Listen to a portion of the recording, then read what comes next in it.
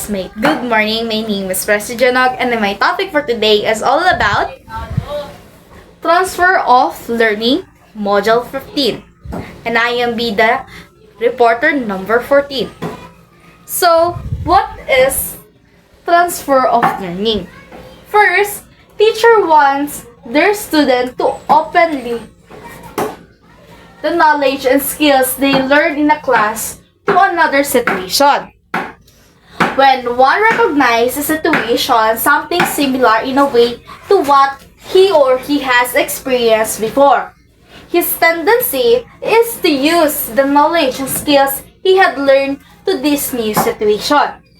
So, transfer of learnings happens when a teacher is give an example to its students about to a related topic.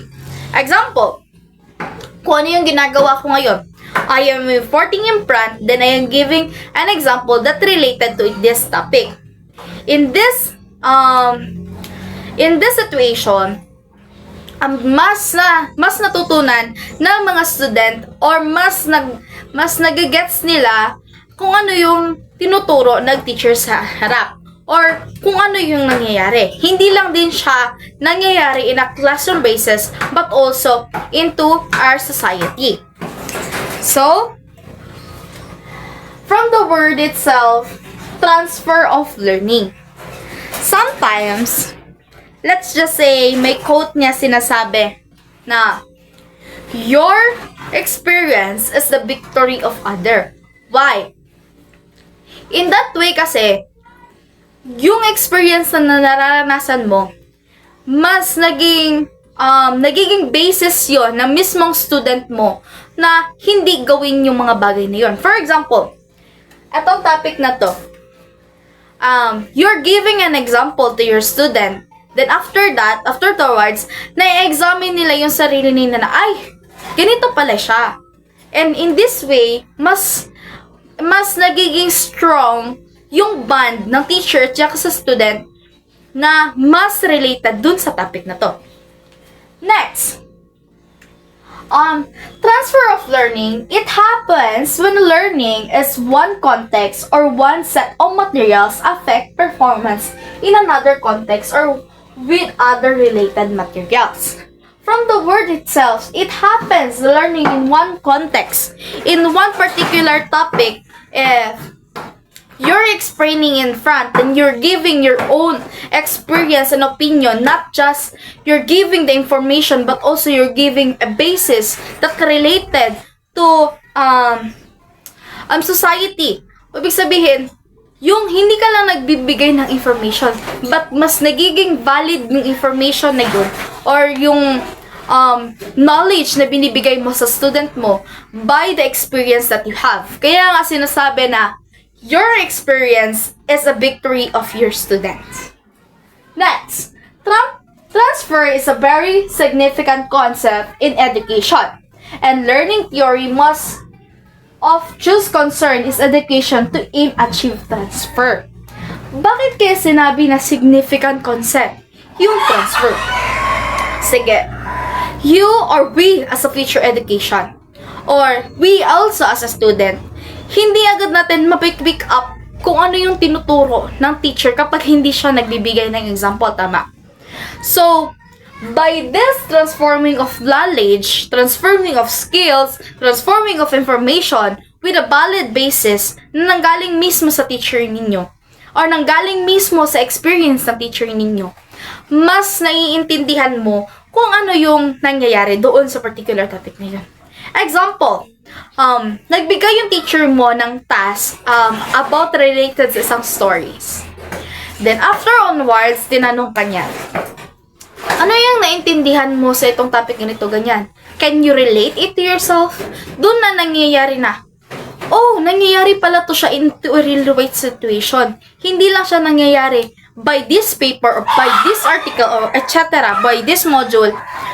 But nangyayari din siya sa into real life situation. In that way, mas nagiging strong yung knowledge na meron ka. At the same time, kung para siyang puno. Kung isa lang yung mismong stand ng punong yun, pero madami siyang branches. Ganun po yung transforming knowledge.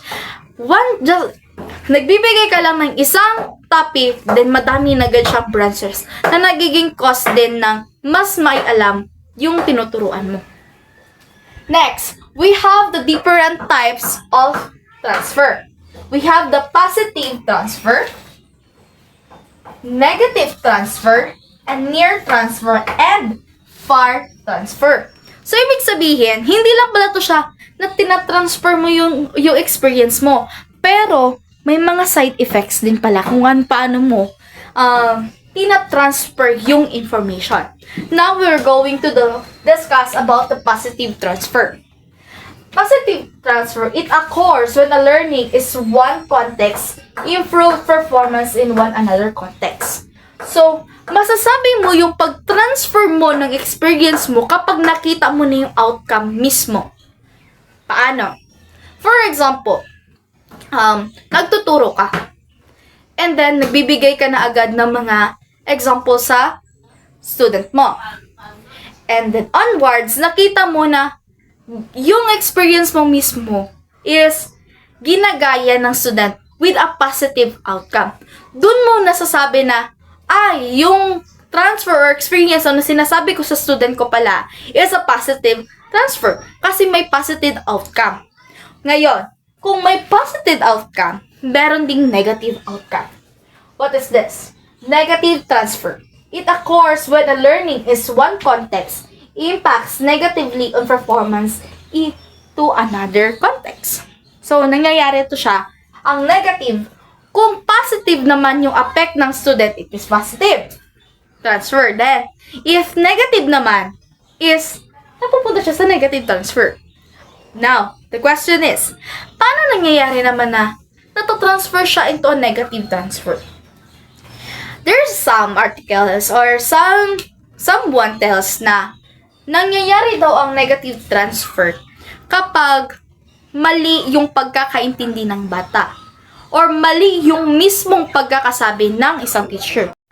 So, yun nga, sabi ko kanina, may negative transfer based on the negative outcome sa mismong student mo. For example, your teacher or the teacher is giving an example, then, iba yung outcome na nangyari sa student or iba yung the way niya tinake yung mismong sinabi or mismong information na sinabi ng teacher. Doon nangyayari na, gagawin ko din yung ginawa ng teacher ko kasi ganito daw sabi niya, ganito, ganyan. Nangyayari yung negative transfer. Next is near transfer. It refers to transfer between very similar contexts. It also refers to a specific transfer. From the word itself, specific transfer. Then the question, ma'am, ano yan? Bakit may specific hindi pa ba specific yung pagbibigay ka mismo ng example? Meron kasing iba, or there's sometimes na yung information or yung sinasabing skills and experience ng teacher, paminsan is medyo malayo mismo doon sa topic. Or mas malalim mismo yung sa topic. Kaya yung near transfer kapag yung on the spot mong sinasabi. For example, transfer learning, ano yan siya, tinatransfer mo yung experience mo through the information that you have. Yun yung specific. Pero kapag malayo naman, sobrang tagal ng process before makukuha kung ano yung mismong topic. Kaya siya sinabing may near. Next, kung may near, may far. Far transfer refers to transfer between contexts that can appearance seems remote and aligned to one another. It is also called general transfer. So, far transfer. For example, kung nandito ka lang tapos nandun na yung explanation ni ma'am or nandun na sa ibang lugar yung sinasabi niya. Kaya general kasi masyado siyang broad, masyado siyang malalim kaysa doon sa mismong topic lang na yun. Nagbigay lang siya ng isang topic tapos ang dami niya ng example. Doon nangyayari yung far transfer.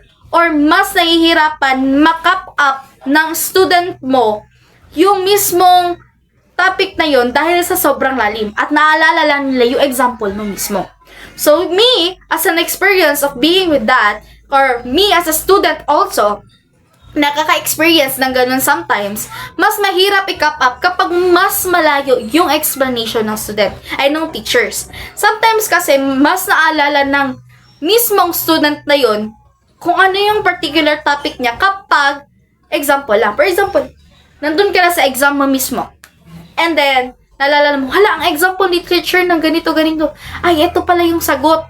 Doon na, mas lalong naiintindihan ng bata. Hindi kasi nila agad na memorize kung ano yung topic na meron ka. But mas mabilis nilang maaalala based with your own experience or with your explanation. And that's all. That is my topic, transfer of learning.